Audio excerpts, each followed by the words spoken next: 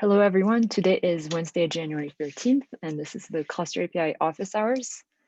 As always, please follow the CNCF Code of Conduct. If you'd like to speak, you can use the raise hand feature on Zoom, and I'll make sure to call on you. And if you have any agenda items that you'd like to discuss, feel free to add them under discussion topics in the agenda. If you can, please add your name to the attendee list so we can keep track of who's attending.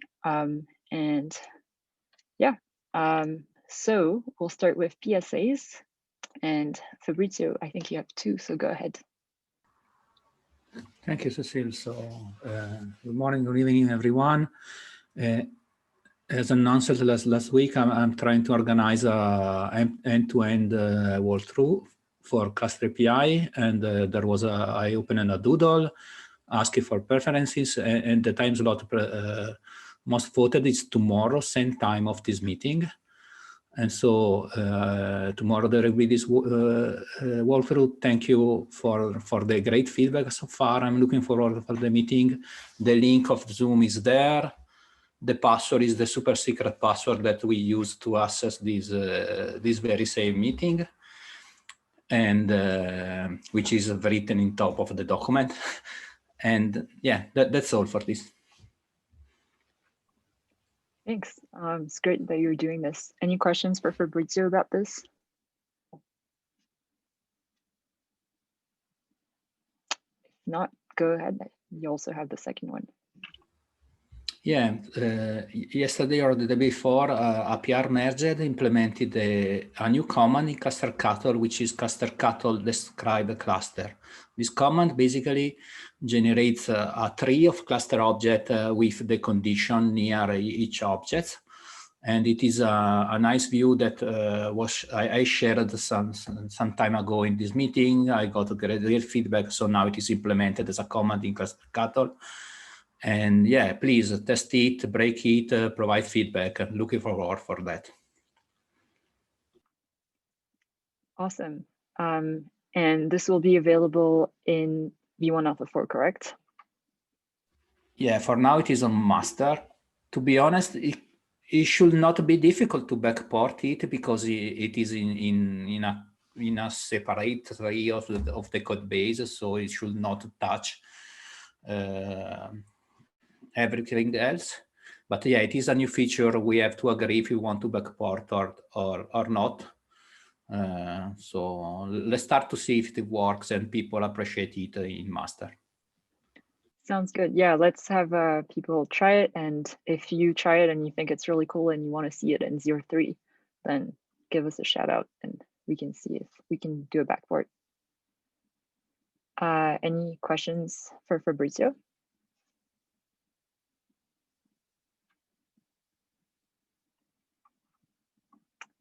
All right, seeing no hands raised. Vince says +1 to backport in the chat. All right, let's move on to discussion topics. We have the first one about backporting KCP spec mutation to 0.3. Shyam? Yeah, so recently we merged a PR to make some of the KCP specs mutable, like API server, control manager, and scheduler. So we thought it might be useful for 0.3.x as well. So there's no major breaking changes except that the specs that were previously thought to be immutable will now become mutable. So just want to get the community feedback on if it's okay to backport it to 0.3x.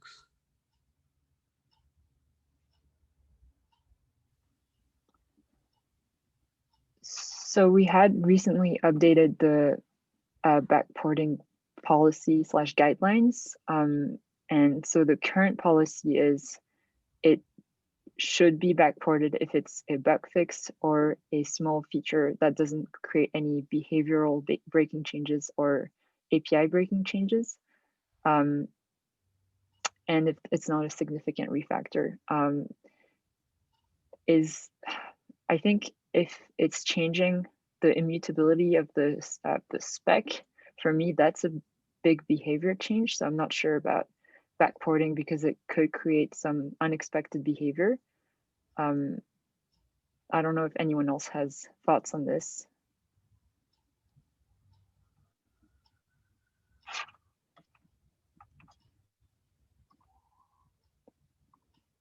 Vince? Yeah, so like technically this should be in theory okay, but we should definitely test it out. The reason I'm saying that is because like while it was immutable before, if you did have like conflicting, let's just say opinions, with like what's in the spec today, that would have been kind of like, it would have been an error. So like the validation webhook will kick in place. So this would only allow modifications going forward rather than like, it's not really a behavioral change in terms of the controller behavior. It's more a behavioral change in terms that like, now we accept these modifications and we do some other changes in the backend, but the user has to opt in those changes.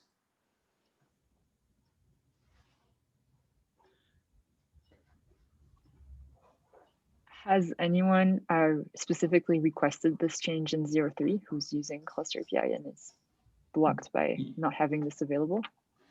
Yeah, we are in VMware.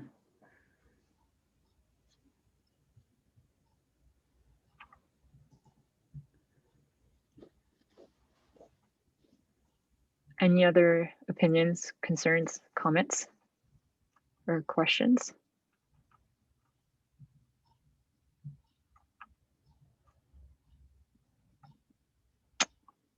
Oh, we have another +1 to backport. Zach says he would like it. Okay.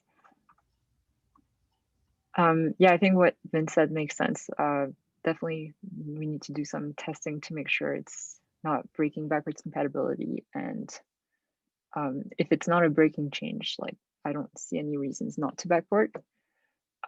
It is an extra large PR or extra large PR. So just want to make, I think most of it should be tests, but want to make sure we're not like introducing super hard like conflicts that make it harder to cherry pick. But yeah, I think the next step would probably be to open a PR to backport Cheyenne, and then we can have everyone review. And yeah, it looks like there's a lot of interest for this feature. So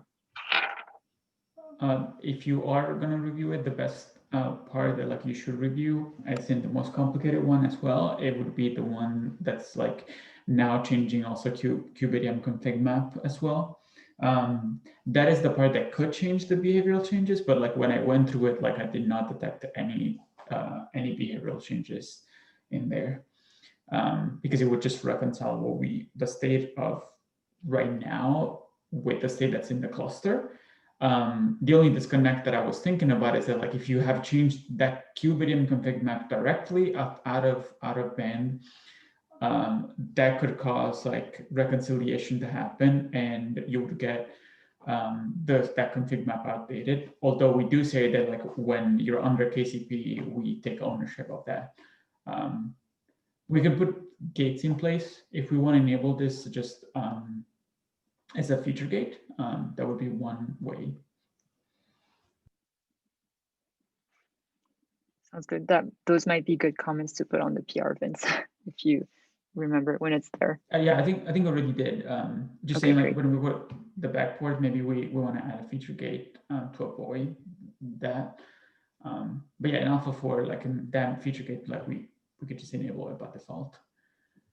Sounds good. Yeah. For just an anecdote, I was talking to someone on Slack the other day where they were disabling the webhook to be able to do this in V1 Alpha 3. So people are already going around it and doing this anyway, so might as well do it in a safer way. All right, any other questions or notes of approval or disapproval on this topic? Hearing none. All right. Warren, you want to talk to us about the CAPI provider operator cap? Yeah, CAPI provider operator, formerly management cluster operator, formerly cluster cuddle operator. I spent some time looking at the open questions section, and I sort of put in my thoughts and on how to move forward. That's kind of like the place if you are if you have already reviewed it. just take a look at that open questions section, and yeah, give it a final look-see. Maybe thumbs up me. Yeah, get start working on it. Yeah. So yeah, that's all. Sounds good. Thanks for the reminder. Any questions for Warren about the proposal? There's one thing that the maintainers should decide on those proposals. I don't only see me and you though, and I guess Jason is not here, but I'm gonna actually ask everyone. So there was a question that was brought up last week from a community member that they would like to support multiple controllers in the operator. Although I have not yet seen the folks to actually put a proposal in place. It's just, they just said we would like this feature. From our perspective, the feature of supporting multiple operators operator management cluster adds a lot of complexity that we're not ready to take in terms of the work that needs to be done to support it. So if we kind of need to decide do we think this is a blocker or not? My suggestion here is to continue the spec, but not block that behavior. As in, if you want to do multiple controllers per management cluster, you would have not to use the operator. But I would like to hear from everyone. So I think Marcel is here. Oh, go ahead, Michael. You're muted, or we can't hear you. Thanks. I turned my mic off because it was loud here. I just wanted to ask kind of a clarifying question just to make sure I understood this. This is so you could have one management cluster that can operate on several different cloud providers using the same set of primitives. Was that the issue this one was about? No, the issue was that some folks want to install multiple controllers that manage the same a cloud provider. So for example, multiple AWS instances, multiple Azure instances, multiple vSphere instances, and only watch a specific namespaces. As part of the provider operator, we're moving to, or we're proposing to move to a model which would be managed, which is much simpler, which only runs one instance of this controller that watches all namespaces instead. And instead, we're suggesting folks to, if they do want that separation, to use different management cluster, because there is also some high level, for example, credentials that are going to be global objects in the future. There's an AWS proposal. There are not, in terms of managing those resources, it's going to be hard. So yeah, Zach is asking that is supported. Yes, you will still be able to manage AWS, Azure, vSphere, and all other infrastructure providers in one management cluster. You can just run multiple instances of that controller. I guess thank you for the clarification. It makes sense. And I can see why I was confused. Was there any motivation for this? I'm just curious what the thinking was behind wanting to run multiple controllers. What's the use case for it? I see Marcel is raising his hand, so I'll let him explain since he was the one who brought up this use case. Yeah. Awesome. Thank you. Thank you. So first of all, just to reiterate, I'm completely fine with going forward like it is. I don't want to be the cause of more complexity added or anything. I'm completely fine to go forward like this, and just not blocking this behavior would be nice. If we end up then not using the operator, or later on contributing to make this possible and also take this complexity, that's up for discussion, obviously, and we would like to help that. But I don't want to be the guy that's blocking this for any reason. For the cause of why we want to do this is basically the main reason for us is the complexity of running one management cluster for each minor version of the operator would be extremely difficult for us currently. And we are afraid of breaking changes in the minor changes of the core cluster API operators, as well as the provider operators, We recently found another example where, for example, there was a race condition with KCP that was kind of introduced by a minor release. I think it was 0.3.11. And those are kind of the side effects we are afraid of and we want to prevent. I know that the KCP stuff was resolved. I'm just naming it as an example because multiple times there was a question of examples. And for that, we currently operate on a way of running multiple minor versions of operators in parallel and simply shifting the CRs between them without the need of having more management clusters, or a lot more management clusters. I hope that explains it. Once again, I don't want to block, and I see other people raising their hand. No, that makes it perfectly clear, Marcel. And that was a good refresher too, because I think we had that conversation 2 or 3 weeks ago. But yeah, okay. So the real use case here is being able to manage multiple CAPI versions from a single management cluster. Okay, thank you. Yes. Fabrizio, go ahead. So I have a question with regard to better understand what do we mean to not block the use case. So according to the issue that we have, so my expectation is that we are going to remove the support for running multiple instances of the same provider from cluster cattle. We are going to not implement the support for multiple instances of the same provider in the operator. And we are also going to refactor how we generate our manifest in order to deploy the webhook together with the controller. Is that fine with the goal to enable this use case or not?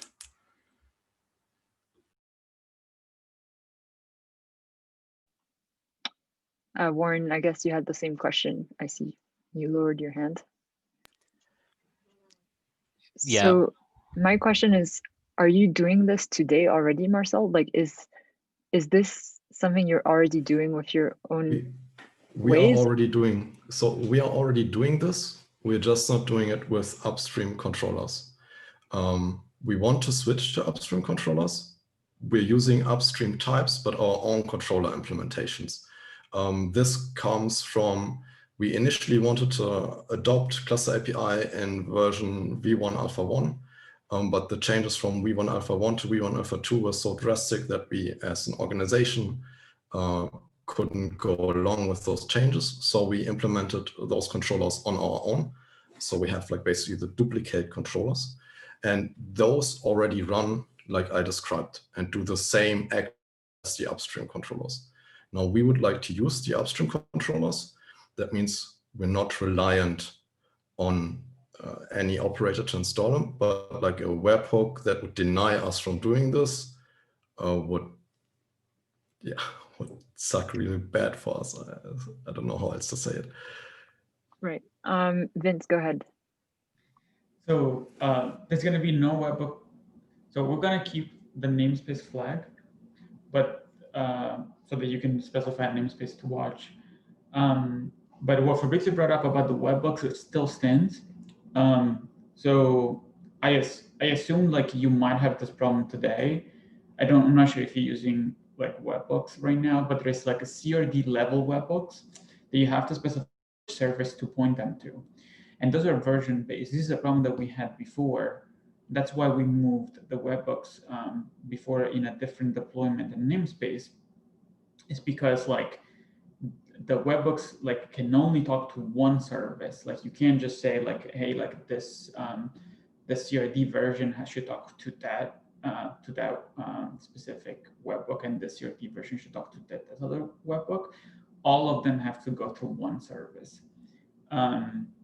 So I guess you would have to handle that on your side.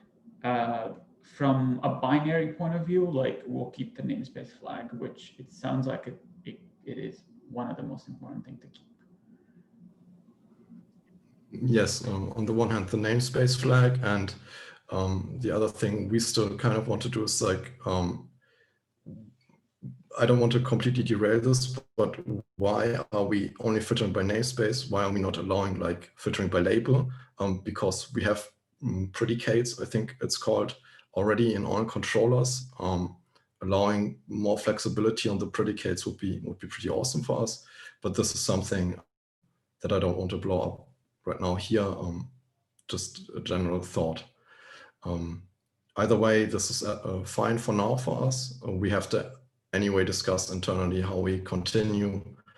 And we have a meeting for that in Giant Swarm tomorrow on how we can get to adopting the upstream controllers right now. Fabrizio, I would add to your suggestion probably something like document best practices, like for now, and clearly like define what we're testing in Cluster API and what we know works until we have like another alternative for deploying multiple versions of the controller. And just for clarification, if there would be like acceptance for using label filtering, I can provide that to upstream. I already prepared like a pull request for myself and have been looking into it. So I'm happy to provide that as a pull request. So far, I just had the feeling that it wouldn't be very supported. Or I wasn't sure if it was okay. Warren, go ahead. Open an issue. Yeah. Regarding the cap proposal, I'd like to, just like Fabrizio brought up, I'd like to document all of this because in the future, like 1 month down the line, I just want to make sure that in order to enable some of these use cases, we're not taking away guardrails so that we are allowing the other users to shoot themselves in the foot, sort of. Those are some of they're more like details or like implementation concerns, but I'm trying to sort of put the pieces together in my head, and I'm just trying to make sure that when we say, oh, we were going to allow certain things, but then we're going to take certain things out, like I just want to make sure the proposal provides a consistent story and not like, it's been a while since this proposal's up, so I'll try and document some of this. I see that Fabrizio actually wrote some notes in the docs here, so I'll try and consolidate that, and we can move forward from there. Sounds good. Yeah, we should definitely make it really easy for users to do this the regular way, and then while not blocking other users who want to adopt a separate use case. Fabrizio, did you still want to speak? I'm happy to help Warren in put this in our document. Just one comment from my side. I think that the operator itself is not the trigger of this discussion. We should document this in the contract, probably. Yeah, I agree. It's definitely not something, yeah, like it's not, the operator is not causing this new rule or this new way of seeing things. It's just that it's reinforcing what's already there. And that the proposal clearly states that we want one controller to run per one instance of the CAPI controllers per cluster. And so I guess that's why it's relevant to this proposal. But it's definitely something that's pre-existing. All right, cool. And yeah, if you could open an issue for the labels, Marcel, that'd be great. Okay. I opened such an issue, I think, a few weeks ago, but I can bump it and provide a pull request. Awesome. Could you link it here if possible so we can have it? Thanks. Sure. All right. Anything else on this topic? Any other last minute topics? General questions, confusions, concerns? No. All right.